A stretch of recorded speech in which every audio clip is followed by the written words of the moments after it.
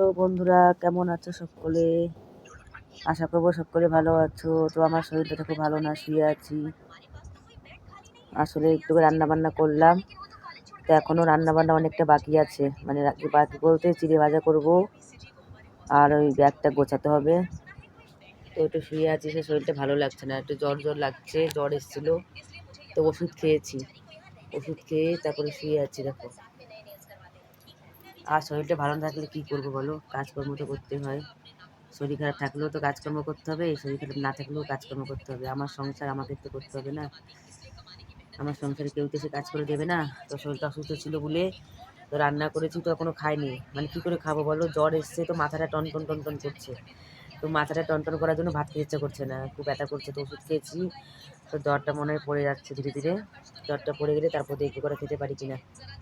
একদম ভালো লাগছে না। সকালে অল্প করে ভাত খেয়েছিলাম, আলু সিদ্ধ দিয়ে মাছ ভাজা দিয়ে, তারপর আর কিচ্ছু খাওয়া হয়নি।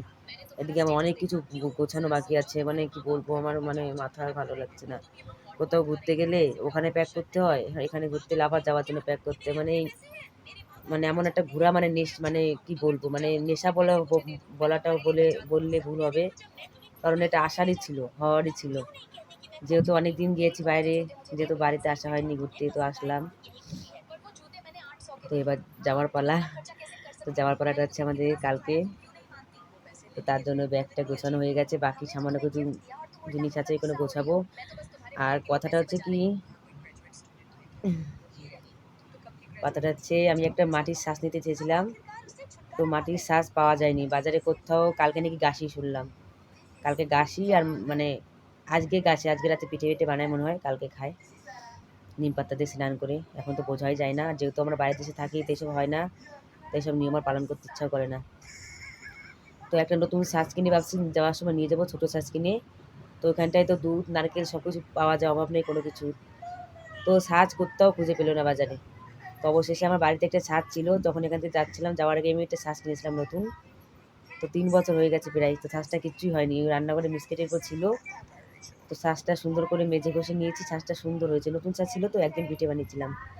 তো সেই ছাঁচটা নিয়ে যাবো, ছাঁচটা সুন্দর করে ধুয়ে টুয়ে রেডি করে রেখেছি। তো এর এর আগে আমি দুবার বিদেশের বাড়িতে ছাঁচ নিয়ে গেছি, তো ছাঁচ ভাঙেনি। তো এবার দেখা যাক ভাঙে কি না, সেরকম করে প্যাকিং করব।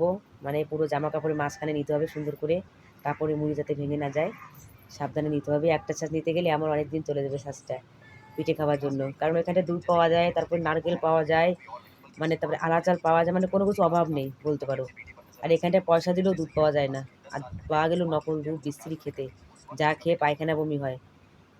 তো শ্বাসটা নিয়ে যাচ্ছি, তো আপনারা ভগবানকে বলবে যে শ্বাসটা যাতে ভালোভাবে পৌঁছে নিয়ে যেতে পারি আমি ওই দেশে পর্যন্ত, যাতে ভেঙে না যায় রাস্তাঘাটে। আর এই কানেরটা আজকে পড়লাম, দেখো কেমন লাগছে, কানগলা কানের, দেখেছো?